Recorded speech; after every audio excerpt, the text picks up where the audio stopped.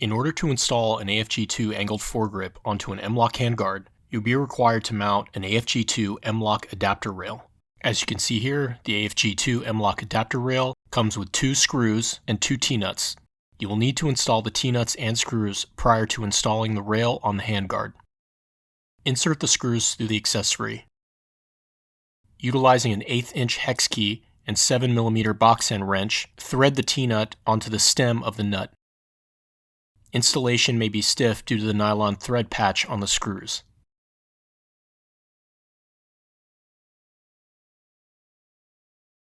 Once both T-nuts and screws have been installed, you will now be able to install the adapter rail onto the M-LOK handguard. Prior to install, ensure that the T-nuts are aligned with the M-LOK slots, as seen here. Press the adapter rail against the M-LOK handguard and ensure that the bottom of the accessory is sitting flush with the mounting surface. Using an 1/8 inch hex key, tighten the screws. Push down to fully seat the screw in the accessory, then turn clockwise to tighten. The nut should rotate 90 degrees across the slot and stop rotating, visually confirming that the nuts are rotated if possible. With the adapter rail mounted, you can now mount the AFG2 angled foregrip. Ensuring that the 10/24 slotted screw is removed, slide the AFG2 onto the rail. Make sure there is a clear path for the slotted screw. When the desired position is reached, install the 10/24 slotted screw and tighten with a flathead screwdriver or 1/8 inch hex key.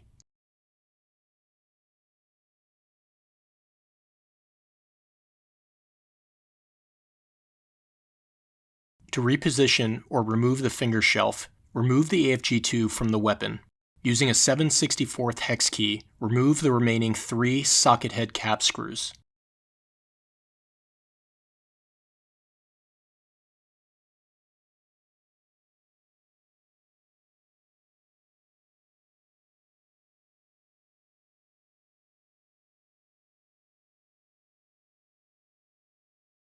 With the socket head cap screws removed, separate the 2 halves. You can now remove the finger shelf and replace it with a straight insert, or in this case, reposition the finger shelf.